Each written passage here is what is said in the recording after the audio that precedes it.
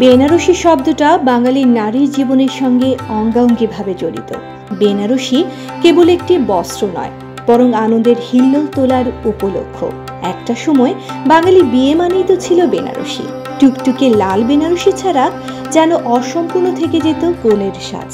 দিন বদলালেও বেনারসির সেই আবেদন একটুও ম্লান হয়নি। অবিভক্ত বাংলায় বেনারসি আসতো উত্তরপ্রদেশের বেনারস থেকে। এখানেই এই শাড়ির উৎপত্তি। তবে দেশভাগ বেনারসিকেও বিভক্ত করেছে। সেখানকার বয়ন শিল্পীরা তাদের বয়নযন্ত্র বা তাঁত নিয়ে কেউ পূর্ববঙ্গে এবং কেউ বা পশ্চিম পাকিস্তানে বসতি করেছেন। বাংলাদেশের বেনারসি পরিযায়ী পরিস্থিতি থেকে সময়ের পরিক্রমায় এই দেশেরই হয়ে গেছে। নানা সময়ে আসা এই বয়ন শিল্পীরা ছড়িয়েছিল এদেশের নানা জায়গায়। মুক্তিযুদ্ধের কিছু আগে তাদের থিতু করা হয় ঢাকার মিরপুরে। সেই থেকে বাংলাদেশের বেনারসি মিরপুর বেনারসি হিসেবে পরিচিতি পেয়েছে সবার মুখে মুখে। মনে আছে নিশ্চয়ই, এই মিরপুরেই তৈরি হয়েছিল সঞ্জয় লীলা বানসালীর বহুল আলোচিত সিনেমা দেবদাসের দুটো শাড়ি, যার একটি পরেছিলেন মাধুরী দীক্ষিত ও অন্যটি ঐশ্বরিয়া রায়। জেনে অবাক হতে পারেন, হস্তচালিত জ্যাকার্তাতে তৈরি হয় বেনারসি। শাড়ি বোনার আগে পার হতে হয় 10 থেকে 11টা ধাপ। ডিজাইন আর কালার কম্বিনেশন ছাড়াও আছে খাড়ি করে সুতো রং করা, নাটাই ও নলি করা, টানাহাটা বা ড্রামিং, নরদে সুতো ভরা, জুড়াই, এমন বেশ কয়েকটি ধাপ।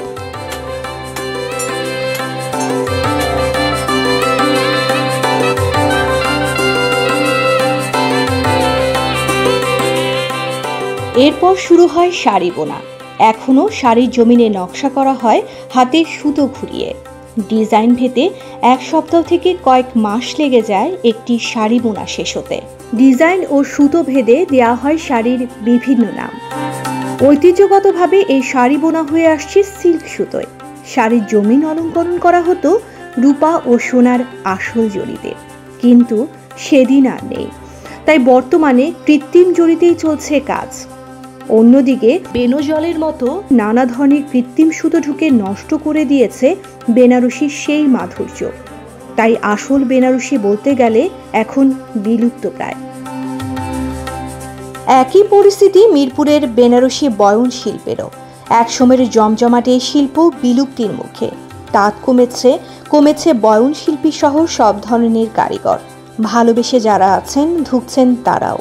এই বেনারসি কাজ আমাদের বাপ দাদারা মিলছে এখানে। আমরা বহুত কষ্ট করে এখন বাইচা আছে। বিদ্যা জানি কিন্তু সমর্থন নাই আমাকে। দারিদ্র্যের চরম কষাঘাতে জর্জরিত বয়স্করাই প্রাণীর টানে টিকিয়ে রেখেছে পরম্পরার ঐতিহ্য। বর্তমানে রূঢ় বাস্তবতায় তৈরি হচ্ছে না নতুন প্রজন্ম। ফলে এখনো টিকে থাকা বরিষ্ঠ শিল্পীরা গত হলে হয়তো পুরোপুরি হারিয়ে যাবে বাংলাদেশের বেনারসি।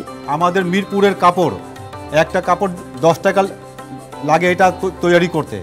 আর ভারত থেকে যে কাপড় আছে ওইটার মধ্যে লাগে 60 টাকা লাগে। আমরা হলাম হাতের আর ওরা হলো পাওয়ালুম। ভারত থেকে যে কাপড় আইতেছে ওইটা তো কম দামের মধ্যে পাবলিক ধরতেছে। আমাদের মিরপুরে শাড়ি আর কেউ ধরে না। এজন্য চাই সংশ্লিষ্টদের সুনজর।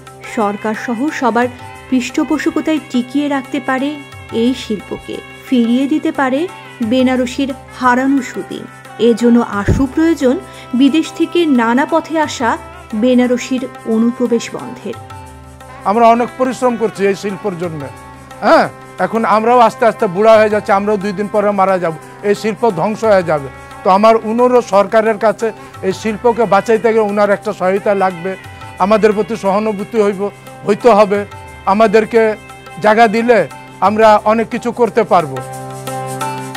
এই হেরিটেজ টেক্সটাইলকে পুনর্জীবিত করতে প্রয়োজন ডিজাইনারদের অংশগ্রহণের শাড়ি কাপড়ের পাশাপাশি বৈচিত্র্যময় পোশাক ও অনুষঙ্গ তৈরির বিকল্প খুঁজে নেয়া।